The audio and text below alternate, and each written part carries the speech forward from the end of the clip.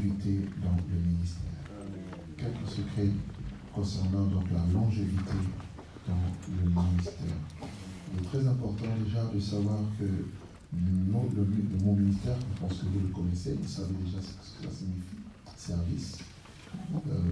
Ce que nous faisons, ce que nous sommes appelés à faire, n'est rien d'autre que la continuité du ministère de Christ. Ça, c'est très important. Ça veut dire que notre ministère s'identifie en Christ. Et c'est le prolongement, c'est la prolongation. C'est-à-dire rien ne doit être fait en dehors de sa vision, en dehors de sa pensée. Ça, c'est une base claire. Autrement dit, nous sortons du cadre. Il a été envoyé par le Père, il a accompli fidèlement l'œuvre que le Père lui avait confiée, et il va le dire clairement, de même que le Père m'a envoyé, moi aussi je vous envoie.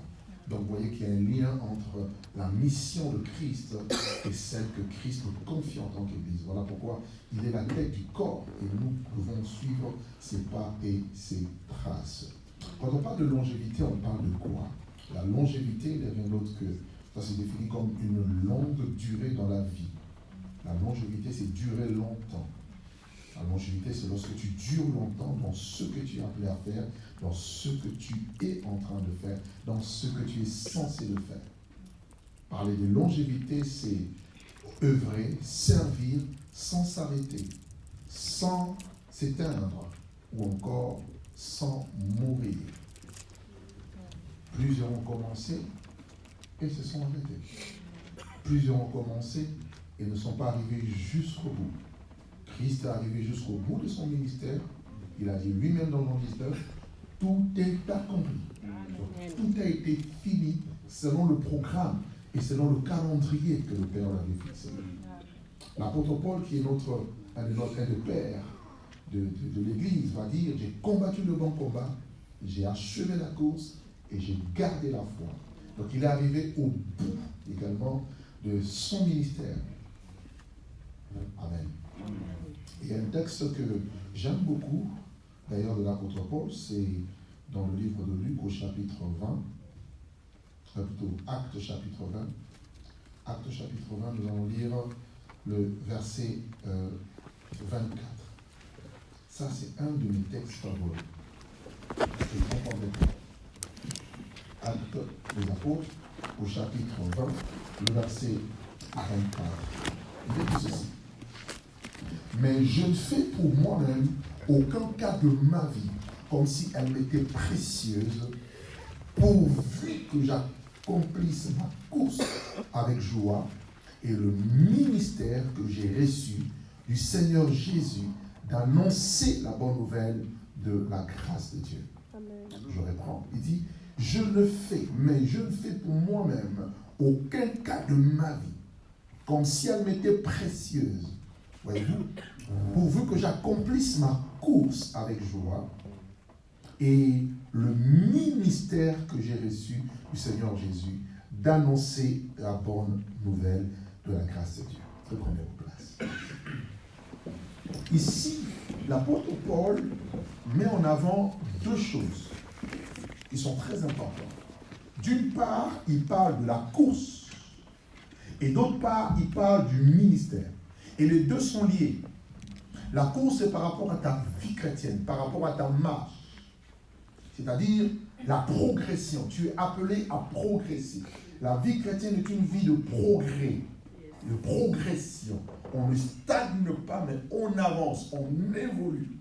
La stagnation correspond à la rétrogradation. Donc lorsque vous vous arrêtez, en réalité, vous reculez. Parce que c'est une vie de marche. Et cette progression est à trois dimensions. Premièrement, c'est une marche. Vous voyez ça dans Ésaïe chapitre 40. Je vous donne le texte pour que ça soit beaucoup plus explicite. Ésaïe au chapitre 40. Regardez ce qu'il est écrit ici. Ésaïe 40, à partir du verset, juste un seul verset, le verset 31. Il dit, mais ceux qui se confient en l'Éternel renouvellent leur force. Ils prennent leur vol comme des aigles, ils courent et ne se lassent point, ils marchent et ne se fatiguent point. Donc on voit 3 dimensions, 3 vitesses. Première vitesse, c'est la marche. Deuxième vitesse, c'est la course. Et troisième vitesse, c'est l'envol. Vous comprenez? Lorsqu'on marche et lorsqu'on court, ce n'est pas la même vitesse. On progresse, mais ce n'est pas la même vitesse. Lorsqu'on court et lorsqu'on prend un vol, ce n'est pas la même vitesse. Donc, à chaque dimension, à chaque vitesse, plutôt à chaque niveau de progression, correspond une certaine vitesse. Voilà pourquoi vous allez voir à l'église, certains avancent vite, d'autres comme si ça n'a pas de tortue, mais d'autres aussi, c'est comme si, en rien du temps, bam, les choses se passent. Tout dépend de la disposition, tout dépend de la réceptivité, tout dépend également du contexte, et qui fait que soit on avance, en marchant, en courant ou en volant. Alors, aide-moi à poser la question à ton voisin. Quelle est ta vitesse? Alors, regarde bien en face, parce qu'il doit... C'est une école, hein? En ligne, c'est une école, donc c'est un format école. Quelle est ta vitesse? Aujourd'hui, je suis venu aider quelqu'un à augmenter la vitesse. Ah oui, tu dois augmenter ta vitesse. Si tu étais en train de marcher, commence maintenant à courir. Mais si tu étais dans la dimension de la course, je t'en supplie, prends le vol. Alléluia. Que les jeunes poussent et que tu voles. Amen. Pourquoi? Parce que le temps est court. Le diable frappe. Le monde va très mal. Alors il faut que l'Église se lève. Amen. Une nouvelle race, des hommes et des femmes qui ont compris que leur vie ne compte plus. Je ne fais pour moi-même aucun cas de ma vie comme si elle m'était précieuse. Pourvu que j'accomplisse ma course. Amen. Deuxièmement, le ministère. Le service. Dans le ministère, sachez que le ministère, c'est comme une feuille de route. Le ministère, c'est comme un portefeuille. C'est comme le mot même le dit, ministère. Tu dois remplir des tâches. Donc, ce n'est pas juste un titre. Ah non, je suis qui? Oh non, moi je suis bishop. Moi je suis apôtre. Je suis pasteur. Je suis chanteur. Non. Quelle est ma feuille de route? Amen. Quelles sont mes tâches?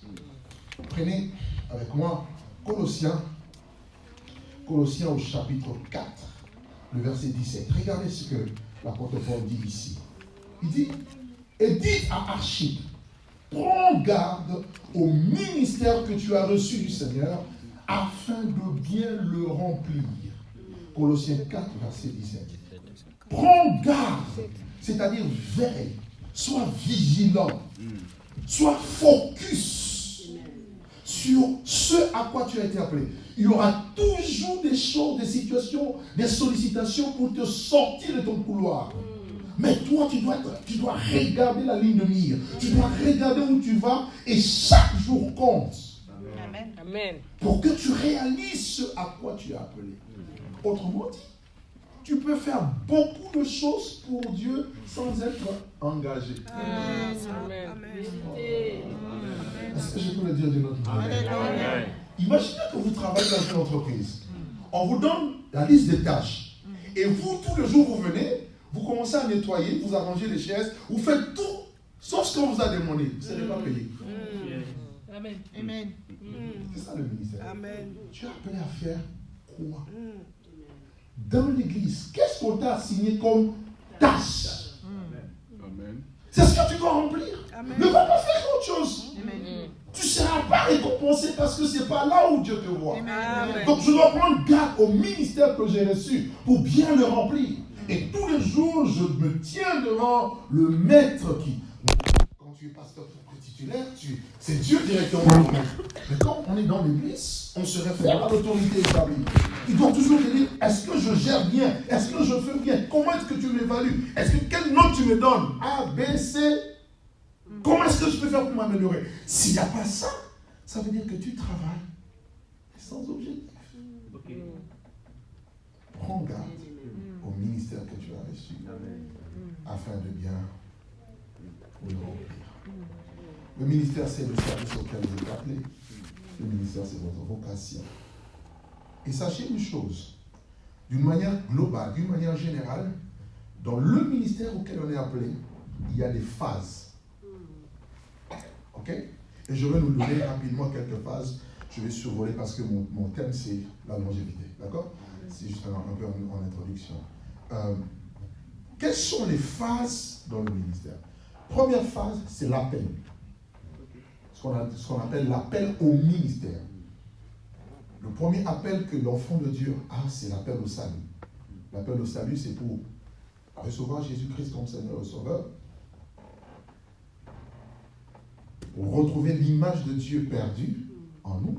Nous avons été appelés à ressembler à son Fils. Deuxième type d'appel, c'est à être disciple, celui qui suit les maîtres. D'accord? Troisième dimension, c'est l'appel au ministère, au service. Et dans le ministère, c'est vaste. Vous avez le ministère, c'est service, ok, d'une manière globale.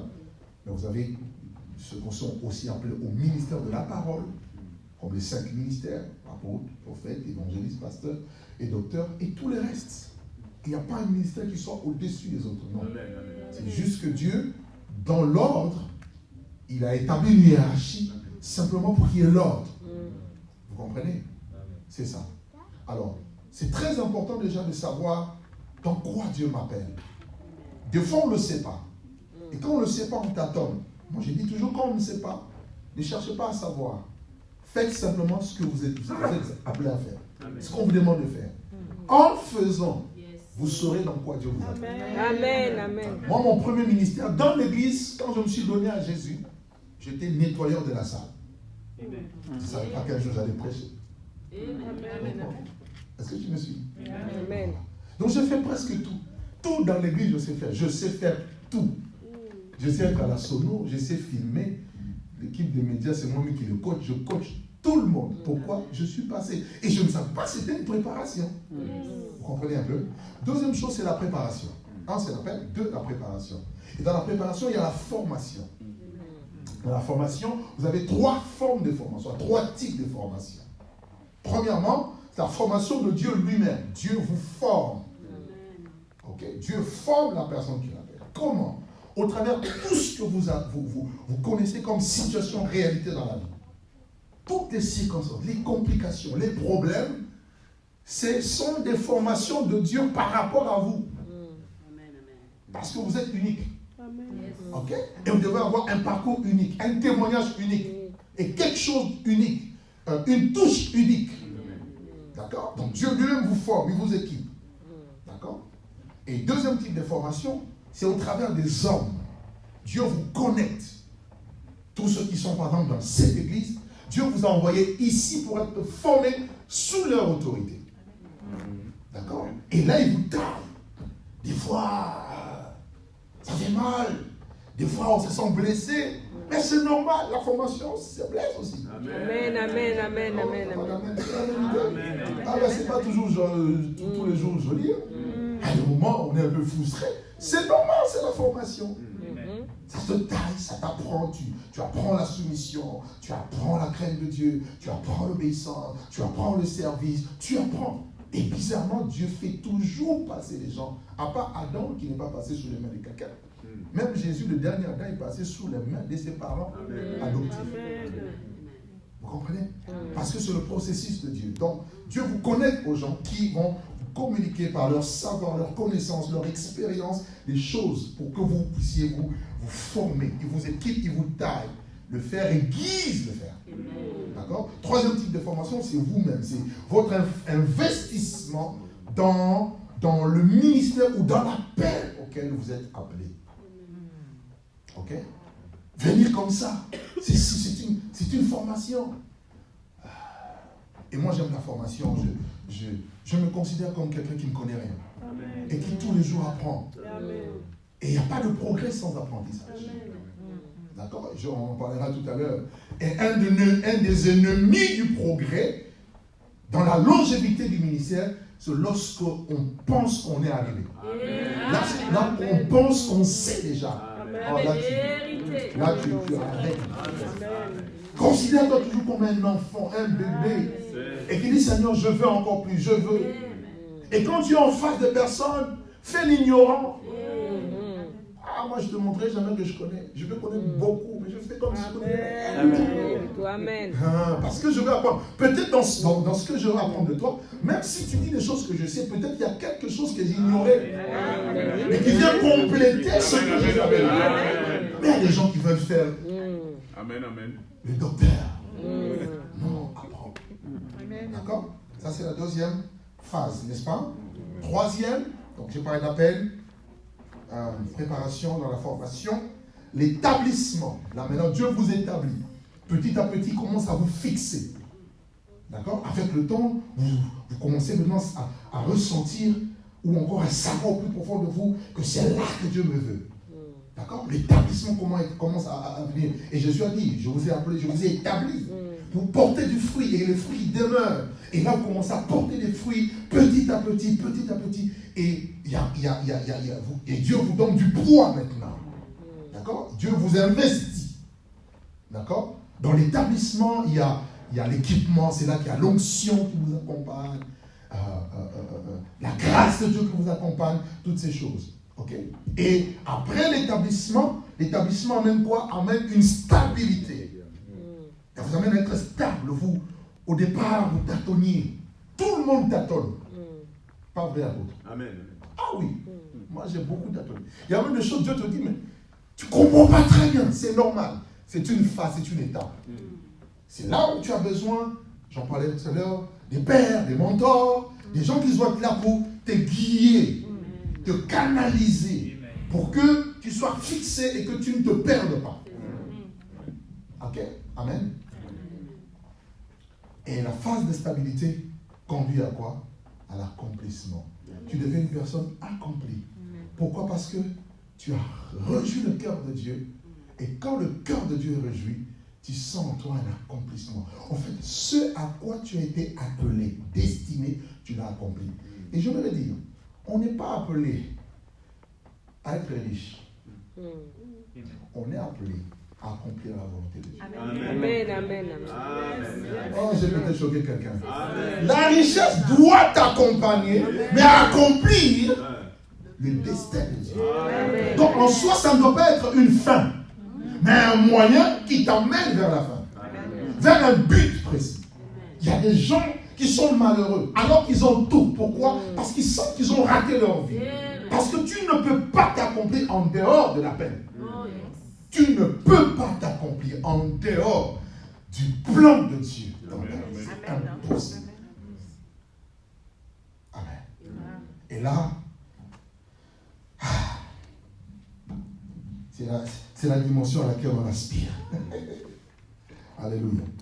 Allons-y maintenant, rapidement, dans le vif du sujet. Quels sont les éléments qui peuvent favoriser la longévité dans le ministère? J'en ai noté quelques-uns, 7 environ, peut-être je toucherai un 8e. Première chose importante à savoir, à veiller, c'est la vie de consécration. Ah, ça c'est la première clé. La consécration à Dieu. Vous allez voir que quand Dieu vous appelle, Dieu vous consacre.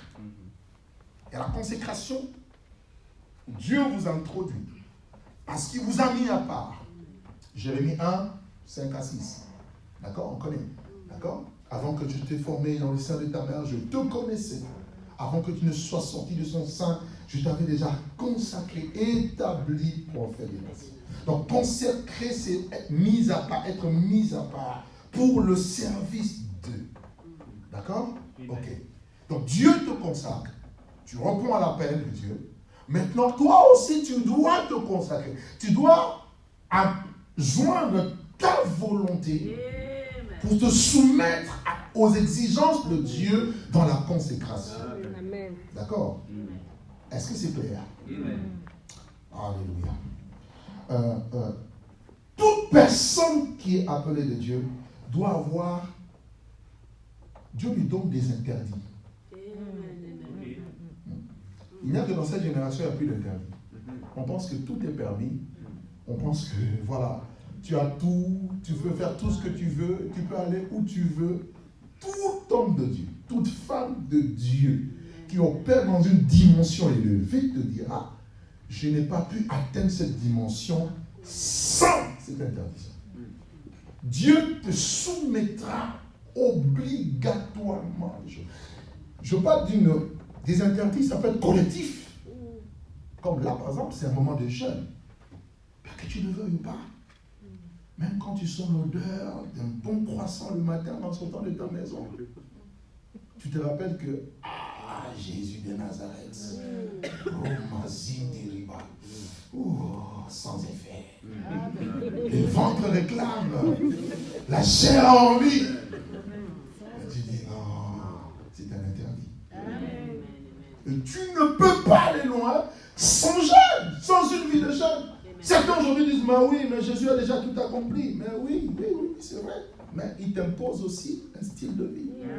Une consécration. Donc il faut se consacrer dans le jeûne, se consacrer dans la prière, se consacrer dans la sanctification.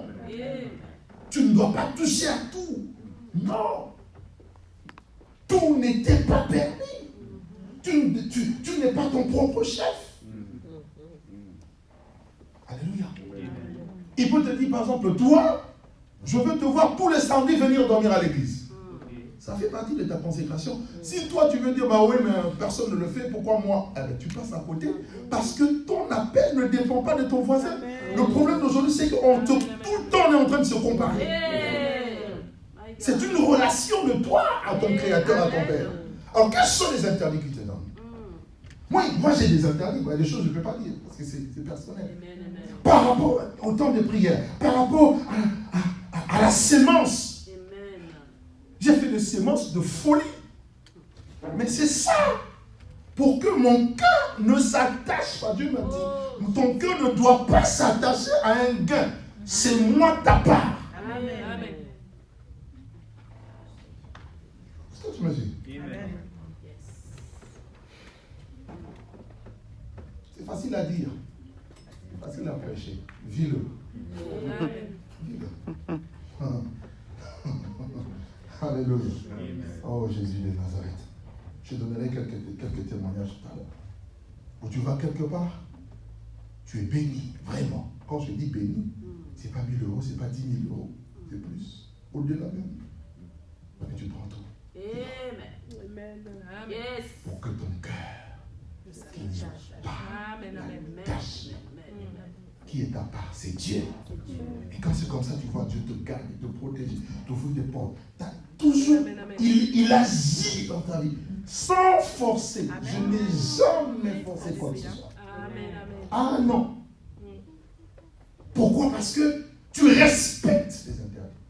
Quand il te le dit, tu le respectes. Dans ta communion avec le Seigneur, tu entends ce qu'il te dit. Tu as une conviction que non, Dieu ne veut pas que je fasse ça. Dieu ne veut pas que je m'absente un seul culte. Ah ben oui, tout le monde peut s'absenter. Moi, je ne suis pas eux. Amen. Tu vois? Ça s'appelle le niveau. Et je suis sûr, si vous parlez au couple apostolique, ils vous diront, ils ont des interdits. Il y a des choses qu'ils font au-delà de tout le monde. Il y a des consécrations. Il y a des prix à payer que tout le monde ne paye pas. Parce qu'avec Dieu, il n'y a rien pour rien. Quelqu'un dit avec moi la consécration. Juge 13, versets 4 à 7.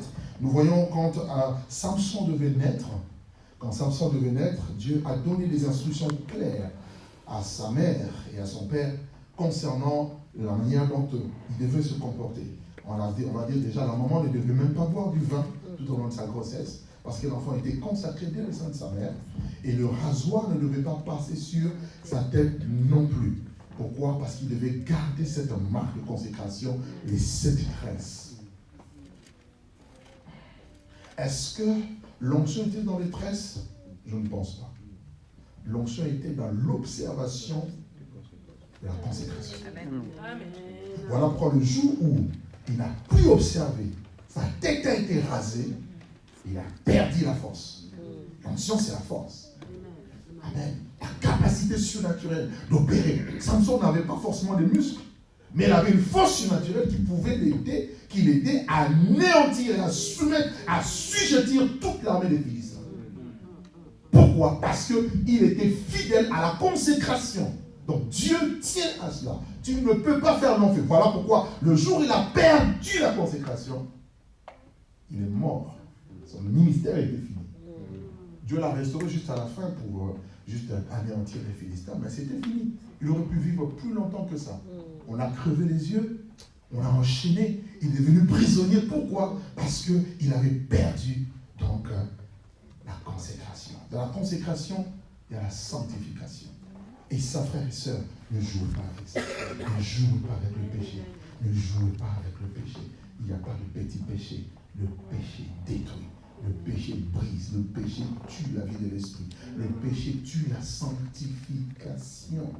Le péché tue la consécration. Tu ne peux pas faire long feu avec un péché. Je vous assure, qui que tu sois, quelle que soit ta taille, ta renommée, le péché va te mettre par terre. Ah oui. Voilà pourquoi s'il y a quelque chose sur laquelle il faut veiller tous les jours, c'est ta vie de sanctification. Ne joue pas avec. J'ai vu des gens jouer. J'ai vu des gens talentueux. Parce qu'ils pensent que c'est le talent qui fait. Non, c'est Dieu qui fait. Il y a des gens que Dieu établit sans un talent brillant. C'est là que tu comprends que c'est Dieu, ce n'est pas un talent.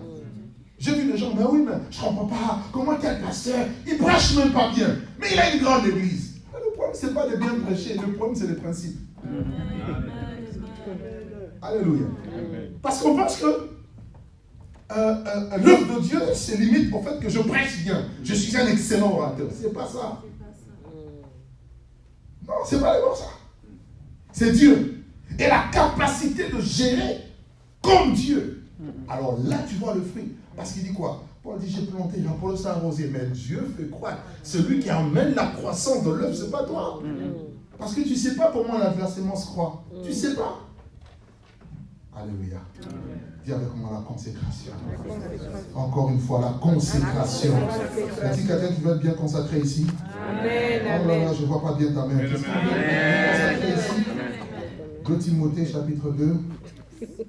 2 Timothée 2, nous lisons le verset 21 au verset 22. Il dit, si donc quelqu'un se conserve pur en ne s'abstenant de ces choses, il sera un vase d'honneur, sanctifié, utile à son maître et propre à toute bonne œuvre. Et puis il dit à Timothée, fuis les passions de la jeunesse et recherche la justice, la foi, l'amour, la paix, avec ceux qui invoquent le Seigneur d'un cœur pur. Tu vois? Se conserver pur. Heureux ceux qui ont le cœur pur, car ils verront Dieu. Rechercher la sanctification, sans laquelle personne ne verra Dieu. Ça, c'est la première clé. Amen. Toute personne qui se sanctifie, je te garantis, tu arriveras jusqu'au bout.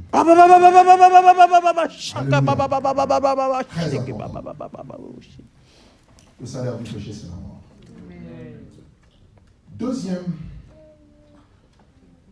Deuxième secret dans la longévité du ministère, c'est savoir honorer les pères. Savoir honorer les pères et les aînés. C'est un principe qui, en apparence, est simple, peut-être même banal, mais c'est un secret terrible. Montre-moi qui est ton père, je saurai si tu vas aller loin. Ne me montre pas tes talents, tes dons. Tes dons, ok.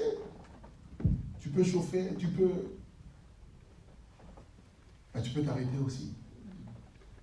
Tous ceux qui sont allés loin, Jésus-Christ est le modèle. Du début à la fin de son ministère, il dépendait de son Père. C'est le modèle parfait. Ok. Il dit le Fils, Jean chapitre 5, le Fils ne fait rien de lui-même. Jean 5, 19. Si ma mémoire est bonne, notez la référence. Vérifiez. Est-ce que vous pouvez vérifier si le verset que j'ai donné est juste? Il dit le Fils ne fait rien de lui-même, mais il ne fait que ce qu'il voit faire le Père. Vous comprenez? Donc, la présence, ce n'est pas de l'idolâtrie. Il y en a qui sont idolâtres. Il ne faut pas le faire. Il ne faut pas être idolâtre des hommes. D'accord? Non. Mais leur présence, Dieu nous les donne pour qu'ils soient des modèles, des repères, des références pour nous. Et à chaque niveau de votre avancée avec Dieu, le Père doit être là pour vous aider. Et votre relation avec le Père, votre soumission, votre cœur vis-à-vis de lui, vous aide à vous maintenir dans une stature d'enfant, dans une posture d'enfant qui permettra à Dieu de vous élever. N'oubliez pas que Jésus a dit quoi? Si vous ne vous convertissez, vous ne devenez comme ce petit enfant, vous n'héritez pas le royaume de Dieu. Quiconque veut être grand doit se rendre petit comme un petit enfant. Voyez? Donc, ça vous maintient dans une posture d'enfant pour permettre à Dieu de continuer à vous élever. Amen. Jusqu'à la fin. Moi, mon père spirituel, c'est l'apôtre Israël Sembe. C'est le premier fils spirituel de Jacques-André Vernon. Ceux qu'on a dit, pasteur Jacques-André Vernon, c'est le père spirituel de plusieurs, l'apôtre Roland Gallo, Papa Safari, plein, pasteur Bondo, qui a fait un grand travail dans le monde. Ok? Et quand son père spirituel est mort, ça m'a frappé. Il m'a dit, un jour, il dit, bon, depuis que le vieux est mort, Dieu m'a inspiré tel homme de Dieu. C'est lui qui est mon père maintenant. Et pourtant, c'est un papa, il a plus de 70 ans. Mais il a compris qu'il n'y a pas d'électron libre dans le domaine spirituel. Amen. Ok, regarde-moi ton voisin, dis-lui, il n'y a pas d'électron libre. Tu le répètes bien, parce qu'il faut qu'il entende bien. On parle de la longévité. Ça n'a pas commencé comme plus ou moins commencé. Moi, ça fait plus de 20 ans que je fais ce travail. J'ai vu des gens commencer dans les petites 20 années, et aujourd'hui même païens, qui furent pasteurs, évangélistes, prophètes. Païens. Pourquoi? Quand ces principes ne sont pas appliqués, tu n'iras jamais. Jamais. Et ça m'a choqué. Comment, à son âge, il dit, papa, c'est un problème spirituel. Et c'est à lui que je vais rendre compte. C'est lui qui prie pour moi. C'est à lui que je donne ma dîme. Waouh! Ça m'a donné une leçon. Éphésiens 6, verset 2 à 3, un texte que nous connaissons. Regardez ce que la parole de Dieu déclare. Éphésiens 6. Il est dit ceci. On peut prendre à partir du premier verset même. Enfants, obéissez à vos parents selon le Seigneur, car cela est juste. Honore ton père et ta mère. C'est le premier commandement avec une promesse, afin que tu sois heureux et que tu vives longtemps. Honore ton père et ta mère. Nous avons plusieurs figures de parents. Nous avons les parents biologiques qu'il faut honorer. Ne jamais les déshonorer. Amen. Même s'ils ne sont pas gentils, même s'ils sont méchants, puisqu'ils sont des figures de père, ils sont des parents, la Bible t'oblige à les honorer. Voilà. On ne dit pas honorer-les parce qu'ils sont bons. Non. La Bible honore-les. Point barre. Ok? Vous avez des pères spirituels. D'accord? Les parents spirituels. Ceux qui vous ont amenés vers la foi. Vous avez des pères dans le ministère. Ceux qui vous ont pris, peut-être que vous étiez convertis ailleurs, vous savez même ailleurs, mais vous êtes venus sous leur autorité, leur manteau. Ne le prenez pas seulement comme pasteur, apôtre, mais prenez-le aussi dans une relation de père. Amen. C'est un grand secret. Car il y a dans l'église des gens qui viennent et dont le pasteur n'est que le pasteur, il n'est pas leur père. Vous êtes limités. Il faut développer, cultiver cette relation de proximité. Et c'est d'abord spirituel. Et vous allez voir que la grâce coule. Et ça ouvre des vannes spirituelles. Honorer, c'est quoi? C'est rendre honneur. Honorer, c'est respecter. Honorer, c'est estimer. Honorer, c'est considérer. Vous ne pouvez pas permettre à quelqu'un de critiquer votre père. Amen. Jamais. Il n'est pas Dieu, il n'est pas parfait. Mais critiquez. Quand quelqu'un les remarque, on va le voir parler avec lui. Mais que vous, derrière, vous fassiez un travail, que vous voyez les gens faire un travail pour saper son autorité, pour ternir son image et cautionner cela, ce n'est pas de l'honneur. La loi de l'honneur est en même temps en secret et en public. Amen. Il y a des gens qui vous disent, oh, il y a des gens qui t'appellent papa en public. Mais dans le coulisses, poignard, ce n'est pas de l'honneur. Il y a des gens même qui ne t'appellent jamais papa, mais qui t'honorent tellement. C'est des vrais fils. C'est de l'attitude. Amen, amen, amen. Est-ce que c'est clair? Dans l'attitude, comment est-ce que tu le prends, tu le considères? Moi, Dieu m'a demandé, j'ai commencé le ministère, Dieu m'a demandé de commencer le ministère, les circonstances, un jour peut-être je vous en parlerai. Mais quand je vais en Afrique, parce que mon père spirituel il est basé à Kinshasa, il a que des grandes églises. Là où il est, ils sont quoi? Plus de 12-13 000. Il n'a que de grandes églises. La plus petite église qu'il a, c'est quoi? C'est 2000 membres. Des extensions partout. Une fois j'arrive, j'avais une invitation quelque part. Il a bien vu l'affiche que j'avais une invitation. Il me dit, tu annules ça et tu viens prêcher ici. Et mais papa, le frère a fait. Je ne discute pas. Parce que quand c'est comme ça, tu ne sais pas. Dieu aussi t'éprouve.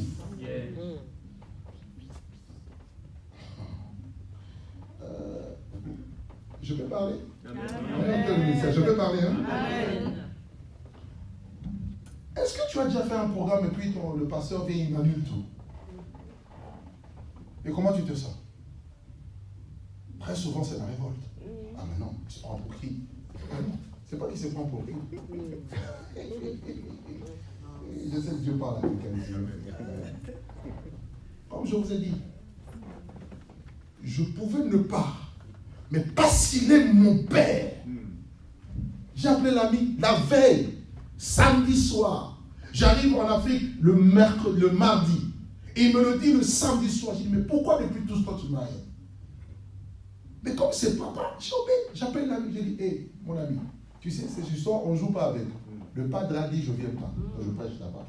Il dit, pardon. Il faut respecter. Tous les hommes de Dieu devaient venir m'écouter. J'ai annulé. Ça s'appelle. Et là, j'ai découvert pourquoi il faisait ça. Récemment, il était en train de tester, de voir. Parce qu'il est en train de voir loin. Et il doit d'abord t'éprouver pour voir si tu es vraiment un enfant. Pas parce que tu as des dons, parce que non, mais parce que tu as ce cœur. Seuls les cœurs d'enfants peuvent avoir de la longévité dans la vie. Les gens qui sont arrivés n'y arriveront jamais. Voilà pourquoi il faut honorer. Quelqu'un dit avec moi, je dois honorer. Dis encore, je dois honorer. Les pères sont des sources de longévité. Dieu a placé en eux quelque chose pour votre progression. Ils n'ont pas besoin de vous donner de l'argent. Une parole de leur bouche bouge votre vie. J'ai vu ma vie bouger. J'ai vu. Et Dieu me dit d'autres pères aussi dans le ministère et tout, que j'honore. Honorer, ce n'est pas seulement en parole, c'est prendre le temps de leur faire des présents. C'est ça l'honneur, hein? Le vrai sens de l'honneur, c'est ça. Pas seulement je respecte, non. Quel moment tu lui fais des présents? Généralement, moi, je fais des présents. En secret. Personne ne sait. Parce que c'est là la clé. Vous voyez? Quand le cœur du Père est réjoui, le Père libère la bénédiction. Et ce dont tu as besoin, c'est la bénédiction. C'est la bénédiction dans cette parole-là. Il y a les arbres, les foules. Dans cette parole, il y a tout. Je me rappelle avant d'acheter notre bâtiment, on avait tellement de défis, tellement. Le Père m'a dit juste, calme-toi. Il va donner une parole. Celui qui marchera au devant d'Israël marche au devant de toi pour te donner un lieu habitable. Point. Et ça s'est accompli. Amen. Et je prie que cela soit ta portion, ta part, au nom de Jésus. Ne déshonorez jamais les pères, qui ne pleurent jamais. Et de la déférence. Faites en sorte qu'ils soient bien, qu'ils soient fiers de vous, contents de vous. Je vous assure, c'est des clés. Vous allez voir que vous allez sortir, votre vitesse va augmenter. Vous ne serez plus en train de marcher ou en train de courir, mais c'est l'envol que vous allez prendre. Parce que votre vie sera catapultée au nom de Jésus. Je prie qu'il en soit ainsi au nom de Jésus-Christ. Alléluia. Alléluia. Oh, je dis alléluia. Genèse 47, verset 12. La Bible dit, en parlant de Joseph, Joseph a fourni du pain à son père et à ses frères et à toute la famille. Voilà l'honneur. il a honoré non seulement son père, mais également ses frères aînés.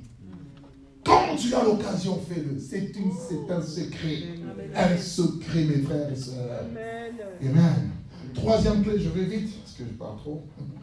Troisième secret de la longévité, tu dois apprendre à te connaître toi-même. Très important. Tu dois faire un travail sur toi-même. Plus tu te connais, plus tu seras focus sur toi, tu travailleras sur toi et tu avanceras vite. Oui. Plusieurs personnes ne font pas long feu parce qu'elles ont une image faussée d'elles-mêmes. Alors que quand tu te regardes, comment tu te vois? Tu vas voir que souvent tu vois que tes qualités, mais tu ne vois pas tes défauts. Tu dois être conscient de tes défauts et travailler tes défauts pour que tes défauts deviennent des qualités. Parce que si, quand je parle des défauts, je ne parle pas des péchés. Je parle des tares dans ton âme. Il y a des personnes qui ont, je donne un exemple, qui sont un peu colériques, qui sont un peu, voilà, des fois désagréables. Ça peut mettre mal à l'aise les gens. Comment tu peux avoir un ministère puissant, mais tu es désagréable avec les gens? Un jour tu souris, un autre jour tu es fâché. Les gens vont faire. Amen. Amen. Vous me regardez bien, regardez-moi bien. Amen, amen. Mais c'est ça qui fait fuir les fidèles. Un jour tu es souriant, alléluia, amen, ça va, mes frères, shalom. Un autre jour, ça va. Mais on ne comprend plus rien. Imaginez que c'était le profil du pasteur, vous allez rester. Non. Et il n'y a pas de problème. Alors aujourd'hui j'ai trop de problèmes, j'ai trop de factures, alors que personne ne parle. Ça ne marchera pas. Donc, tu dois te connaître suffisamment. Quand je parle de se connaître, c'est quoi? Connaître tes qualités et connaître tes faiblesses, tes défauts. Maintenant, sur tes qualités, maximise. Amen. Sur tes défauts, taille-les. Sois sévère avec toi-même. Amen. La Bible dit ceci. Si nous nous jugeons nous-mêmes, nous ne serons pas jugés par les autres. Amen. À chaque fois que tu permets aux autres de te juger, c'est parce que toi-même tu ne te juges pas suffisamment. Tu ne fais pas un travail sur toi-même et qui malheureusement se déteigne sur les autres et amène des dégâts. Amen. Amen. Est-ce que c'est clair? Et les gens qui ne vont pas loin, les gens, je vous assure, ça c'est une clé. C'est une clé. Que vous soyez homme, que vous soyez femme, vous ne ferez jamais des exploits si vous pensez que tout vient du diable. Et tous les chrétiens aujourd'hui, on est très acharnés contre les démons. Mais tu n'es pas acharné contre toi-même. Ton premier ennemi, ce n'est pas d'abord le démon. C'est toi-même ton premier ennemi. Après toi vient le diable. Parce que ta chair est un allié de Satan. Si tu arrives à canaliser, à discipliner ta chair, à gérer ta vie, tes émotions, tes pulsions, ta manière d'être, tu fermes les portes à Satan. Celui qui est né de Dieu se garde lui-même et le malin ne le touche pas. Pourquoi le malin ne touche pas? Parce qu'on se garde pas lui-même. On ne veille pas sur nous-mêmes. Et ça nous impacte en fait dans le ministère. Est-ce que tu te connais toi-même? Si je te donne une feuille, je te dis, prends une feuille. D'ailleurs, c'est le devoir que je vais vous donner. Quand vous allez rentrer, faites un tableau avec deux parties. Qualité, défaut. Toi-même. Je ne parle pas de ton mari et de ta femme. Là, tu peux faire un travail après, ou tes enfants, tes parents. Toi-même d'abord. Sois sincère. Parce que tu ne changeras pas tant que tu n'es pas sincère avec toi-même. Le premier changement, la première transformation vient d'une prise de conscience. Ensuite vient la repentance, enfin la conversion. Amen. Mais si tu ne te reproches de rien, on dit que tu es impoli. Toi-même, tu trouves que tu n'es pas impoli. Tu ne changeras jamais. Mais si tu dis, c'est vrai quand même que des fois, ma bouche, quelqu'un m'a dit, pasteur, moi, cette bouche va me tuer. J'ai dit, mais pourquoi là? Pourquoi là? Après, est-ce que tu es obligé de commenter sur tout? Vraiment? Il y a des gens, c'est plus fort que. C'est comme s'ils explosent, quoi. Come on. Amen, amen, amen. Oh, que Dieu nous aide. C'est important. Fais un travail sur toi. Connais tes compétences, tes talents, tes potentiels, tes capacités. Découvre-les, développe-les, exploite-les. Oui, mais en même temps, regarde au fond de toi-même. Avec humilité. Quelles sont mes faiblesses? Où est-ce que je dois travailler? Qu'est-ce que les gens me reprochent le plus souvent? La parole de Dieu est ton miroir, mais les autres aussi sont ton miroir. Pose-leur des fois la question. Une fois, je dois poser la question, on s'est dit, qu'est-ce que les gens disent de moi? Pose aussi cette question, c'est une preuve d'humilité. Comment est-ce que vous me voyez? Mon frère, dis-moi la vérité. Je ne serai pas fâché contre toi. Comment tu me vois? Dis-moi un peu tout ce que tu vois en mal à moi, que je dois changer. Ok, d'accord, merci. Et tu vas dans la présence de Dieu. Seigneur, change-moi. Seigneur, transforme-moi. Seigneur, je ne veux pas laisser. Parce que si tu ne t'arrêtes pas tes faiblesses, tu resteras un enfant. Et la Bible dit, aussi longtemps que l'héritier est un enfant, il ne diffère en rien d'un esclave. Il y a des choses que Dieu veut te donner, il veut faire avec toi. Mais il sait lui-même que si tu te laisses comme ça, tu vas gâter. Tu vas gâter. Alors, il préfère te préserver jusqu'à ce que tu comprennes et que tu sortes du stade d'enfance, que tu atteignes la maturité. Et Paul a dit clairement, quand j'étais enfant, je parlais comme un enfant, je raisonnais comme un enfant. Mais quand je suis devenu homme, en d'autres termes, mature, j'ai fait disparaître ce qui est là. Donc il faut qu'il y ait un changement parce que des choses que tu faisais, tu ne le fais plus. Moi, des choses que je faisais, je ne le fais plus. Il y a des choses encore aujourd'hui que je dois changer. Ah, c'est pas fini. Hein? Ah non. C'est pas fini. Amen. Oh, ok, je sais que Dieu va t'aider. 1 Corinthiens 9, verset 27, le texte que je te donne dans ce point. Paul dit, je traite durement mon corps et je le tiens assujetti de peur d'être désapprouvé. En d'autres termes, disqualifié après avoir prêché à d'autres. Okay. Les autres points, je vais aller vite. Quatrième chose qui est importante, c'est la foi. Ah oui, la foi. La foi que tu connais, oui, c'est très important. Tu n'iras pas jusqu'au bout s'il n'y a pas la foi. Pourquoi? Parce que qui dit ministère, ne dit pas que tout sera rose. Ah, oui. Il y aura des moments difficiles, il y aura des tempêtes, il y aura des hostilités, il y aura des combats. Il risque même d'avoir des déceptions, des trahisons, des blessures énormes. Vas-tu t'arrêter parce que les gens t'ont abandonné? Un jour, Jésus a été abandonné. Tous les disciples, excepté le 12, l'ont quitté. Mais ça n'a pas empêché. D'ailleurs, il était même prêt à perdre le 12. Il leur pose la question, et vous ne partez-vous pas? Pourquoi vous ne le suivez pas? Et ils ont dit, à qui? Pierre a dit, à qui? Non, c'est toi qui as les paroles à dire. C'est comme ça qu'ils ont cheminé avec lui. Mais il arrive dans des phases de ministère où les gens te quitteront. Ah oui, les vrais amis, les alliés, les gens, oui, Dieu le permettra. Pourquoi? Parce qu'il veut t'emmener dans une dimension où, vous savez, quand vous devez être un aigle, à un moment donné, vous volez seul. Amen. Ah oui, à un niveau. Tu n'auras peut-être pas l'appui des hommes. Il y a des moments où j'ai crié, il n'y avait personne. Maintenant, si tu ne comprends pas que Dieu veut t'emmener à la dimension de la foi, tu vas commencer à haïr les gens. C'est ça. Tu vas dire, non, moi j'étais dans les galères, vous ne m'avez pas aidé. Non, c'est pas ça. C'est Dieu qui a fait qu'on t'oublie. Amen. Oh, que Dieu fasse que quelqu'un soit oublié ici. On a oublié Joseph, on t'oubliera aussi. Parce que là où tu dois entrer, personne ne doit dire c'est grâce à moi, c'est grâce à Dieu. Amen. Si comment ils étaient deux là, le panetti et puis les chansons. Les chansons. Si les chansons automatiquement avaient parlé de Joseph, sans les visions de Pharaon, il serait peut-être sorti de la prison, mais il ne serait pas à cette position. Amen. Que Dieu te bloque encore un peu.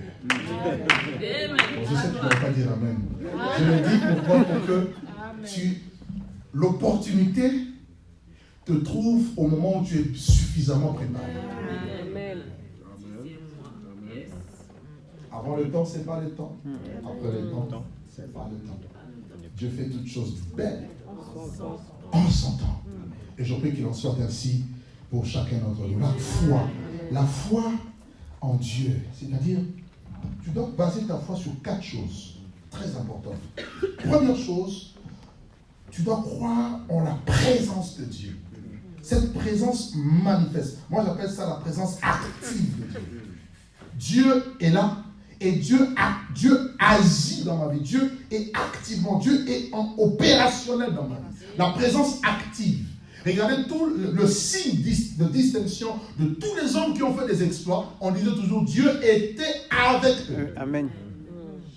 Comme je vis aussi dans la vision, avec Dieu nous ferons des exploits. Donc il faut que Dieu soit au cœur. C'est lui l'acteur, celui le monteur, celui qui arrange tout, c'est lui l'architecte, le constructeur de toutes choses. Mais sois conscient de sa présence, qu'il est là. Même quand je sens que les choses ne bougent pas. Il y a des moments où tu vis des épreuves, tu as l'impression même que ta vie n'avance pas. C'est bien. Pendant que physiquement, financièrement, extérieurement, les choses n'avancent pas, toi profite pour grandir spirituellement. Amen. Amen, amen, amen, amen, amen. Amen. Parce que il y aura des moments où tu n'auras plus le temps de retraite. C'est ça. Ça va, j'avais tout mon temps, mais aujourd'hui c'est difficile de trouver le temps. Tellement que l'agenda est trop serré. Mais à cette époque, je me dis, mais tu m'as oublié. Non. C'était l'époque où il m'a bâti.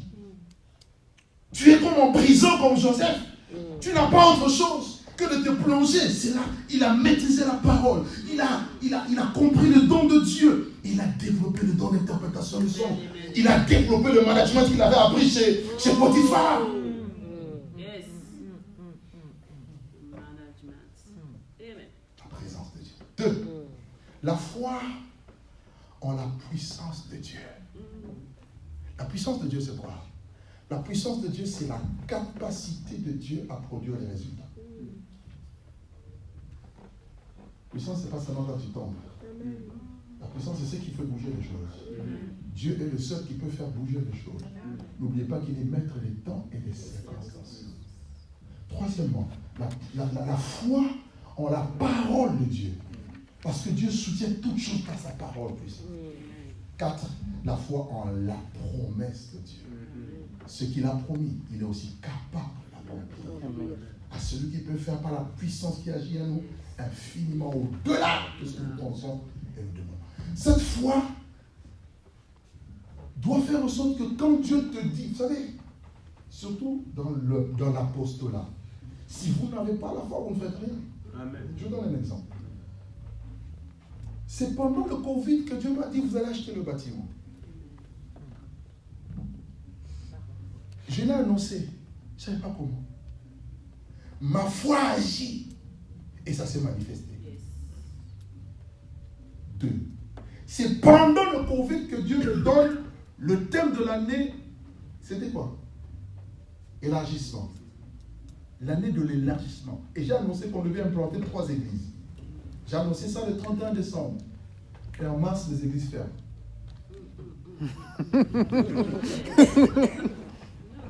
Regarde, on vous a dit, tout le monde maintenant te regarde et dit, la bosse, tu as parlé, non? Est-ce que c'était Dieu? Je rentre en retraite, je dis, Dieu, qu'est-ce que tu m'as fait? Je dis, je ne mens pas. Je fais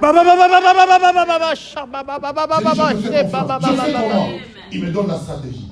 Comment des cellules digitales? Comment ça? On a implanté 4 églises pendant le Covid. Ah oui. Pourquoi je le dis? Je te le dis pour que tu comprennes que Dieu ne ment pas. La foi ne procède pas de la réalité. La foi procède de la vérité. Ce que Dieu dit, il est capable de changer toute réalité contraire que tu vois en quelque chose de positif. Parce que c'est ça la foi. Ferme assurance des choses qu'on espère. Démonstration des choses qu'on ne voit pas. Alléluia. Et toutes les choses, c'est déjà, quand quelqu'un te voit, il dit, oh oui, vous avez l'argent, vous avez dit non, c'est la foi. Et je sais que la foi amène l'argent. Oui, la foi amène l'argent. Quand je devais sortir 500 000 euros qu'on m'a demandé par la banque pour avoir un bâtiment de 3 millions, je ne les avais pas. J'ai dit, on va les avoir. La foi. Et j'ai dit au propriétaire, donnez-nous 3 mois. Et quand j'ai dit ça, tu vas me dire, tu es courageux. Non, je viens te tirer dans ta foi. Rien n'est impossible. Tu dois savoir qui t'a appelé, qui marche avec toi. Et quel est le plan de Dieu. Ce n'est pas pour prouver aux gens, pour montrer. Non, c'est pour être dans le plan de Dieu. Alors, je refuse la médiocrité. Je refuse la bassesse. Je veux les exploits. Il n'y a pas d'exploit sans obstacle. Il faut que les montagnes tombent. Qui est une grande montagne? Le bonjour au malheur. Tout sera.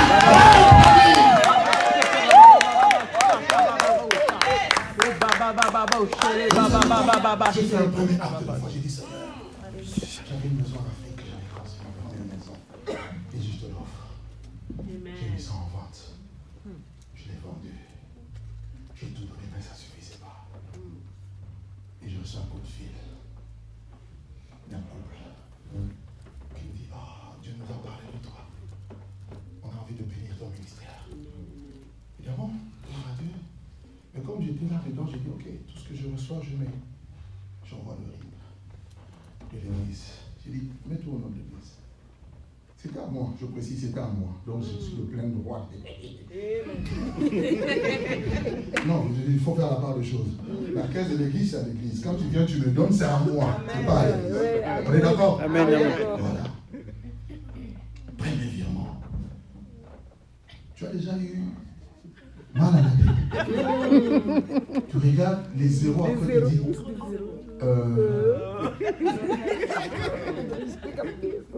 deuxième virement. Oh. Le troisième, j'ai failli faire une crise. Ah oui.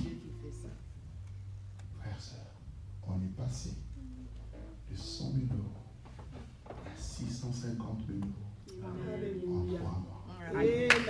Amen. Ça, c'était le premier défi.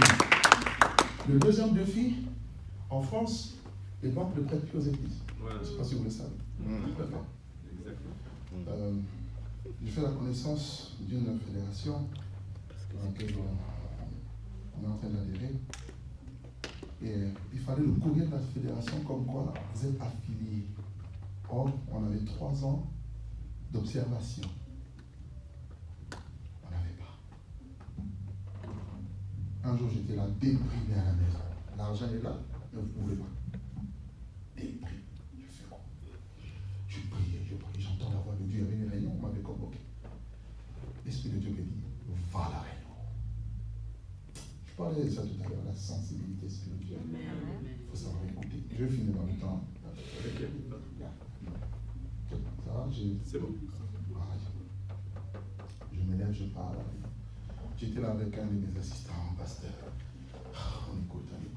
À la fin, quelqu'un se lève et dit, on a aidé l'église qui avait des difficultés pour acheter des bâtiments et on a tout fait. Alors si vous êtes là dans la salle et que vous avez des difficultés, venez me voir à la fin. Et comme quelqu'un qui dormait, tout de suite s'est réveillé. Donc j'ai compris pourquoi Dieu m'avait envoyé.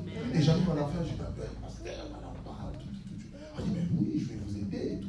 Envoyez-moi les dossiers, j'envoie tous les projets, le business plan, tout a été fait, machin, prévisionnel, bilan, tout. Et il m'oublie. 3 semaines après, je dis, après tu cherches, attends, pasteur, tu penses à tout. Hein. Est-ce que c'est un démon? Est-ce que j'ai pris dans le combat spirituel? Tout. Et je ne sais pas normal. 3 semaines après, l'esprit dit, appelle-le. Je l'appelle. Oh, pardonne-moi, pasteur, j'étais un peu occupé. On a fait des trucs. Il a envoyé le dossier, pas comme une église, mais comme une fédération. Donc, quand ils ont reçu le dossier, en 2 semaines, approuve. C'est-à-dire, accord, on vous accorde. Mais après, ils se rendent compte que maintenant, c'est pas l'église, mais c'est parce que quand Dieu te veut, il ouvre. La Bible, quand l'Éternel approuve les voies d'un homme, il dispose à son égard favorablement. Amen. Et j'annonce dans ta vie, en tant que ministère, en tant qu'église, une saison de grâce, une saison de faveur, une saison de bénédiction, une saison d'abondance, une saison d'accélération, une saison où tu sors de la dimension dimension de la marche, tu rentres dans la dimension de la course, tu sors de la dimension de la course, tu rentres dans la dimension de l'envol. Oh, si tu le crois, donne-moi un bon amen. La foi fait la différence. Dans le ministère, si tu n'as pas la foi, il faut arrêter. Parce que Dieu te demandera des choses, tu ne comprendras pas. Il y a l'eau de l'autre bord, mais il ne te dit pas qu'il y a la tempête. Malgré la tempête, je sais qu'il a dit, j'arriverai. Il a dit, j'arriverai. Quand tu vois la tempête, ne sois pas étonné. Le Dieu de la Bible maîtrise la tempête. Il est capable de dire, merde, tais-toi, avant silence. Amen. Et tu arriveras. Et j'annonce à quelqu'un, tu arriveras. Amen. Tu verras ce que Dieu veut que tu fasses. Amen. Dieu doit être glorifié au travers de ta vie. Amen. Oh, si tu le crois, donne-moi un bon Amen. Je parle de deux choses rapidement, je survole seulement pour terminer. Cinquième chose, le courage. Le courage. Il faut rester focus. Il faut être courageux. Dans le courage, il y a la détermination. Il y a la persévérance. Détermination et persévérance t'amènent à la victoire. Oui. Le courage, quelqu'un a dit, ce n'est pas la peur. Le courage, ce n'est pas l'absence de la peur. Le courage, c'est oser avancer malgré la peur. Amen. Et le monde appartient aux courageux. Le royaume de Dieu, ce sont les violents. Les gens qui sont courageux. Les gens qui vont dire, ça va aller.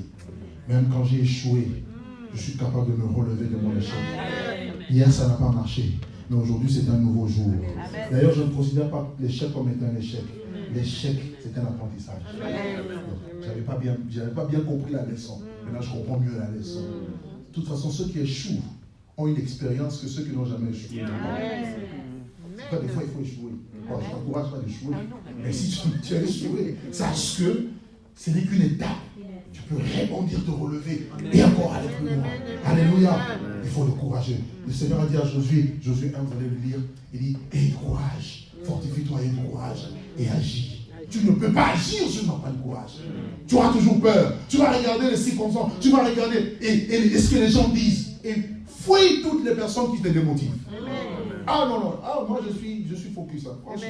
Si j'entends que toi, là, tu veux me décourager de là où je veux t'aimer, mais à distance. Ah mais oui. Voilà. Il y a des choses, c'est des convictions que tu as au fond de toi. Fonce. Et entoure-toi des personnes qui croient en toi et qui croient en la vision et qui vont dire oui, ça va aller. Ouais, je te dis, ça va aller. Je suis venu t'encourager. Ça va aller. Et je me dis, puisque tu sers Dieu, puisque tu donnes ta vie au Seigneur. Dieu a dit, il y a une parole que mon père spirituel m'a toujours dit. Il m'a dit, lorsque toi tu travailles dans le champ de Dieu, Dieu lui bâtit ta maison. Amen, amen. Je prie alors que tu t'investis dans les choses de Dieu, que Dieu s'investisse dans ta maison. Amen. Que Dieu te bâtisse une maison stable. Amen. Que Dieu te donne la stabilité. Que Dieu te donne tout ce dont ton cœur désire. Pour que tu ne sois pas perturbé, troublé. Parce que ton cœur est investi dans les choses de Dieu.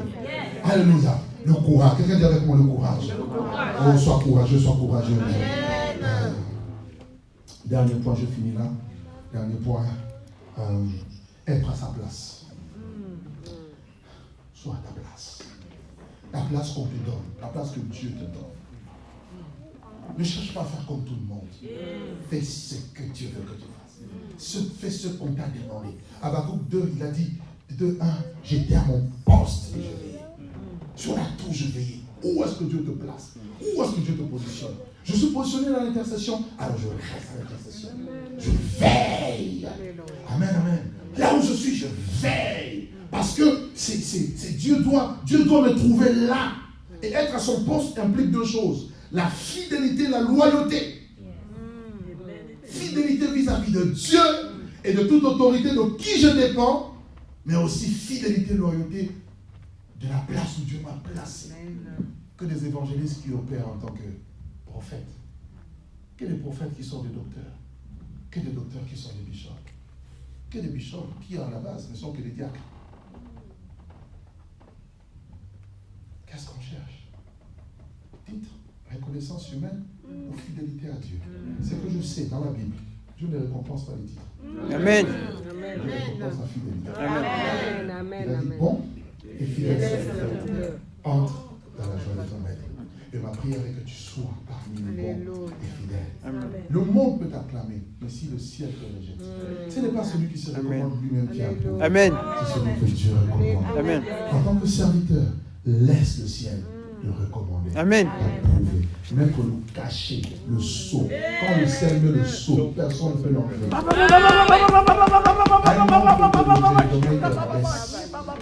Mais quand Dieu t'élève, personne ne peut te rabaisser. Amen. Parce que tu es dans sa main.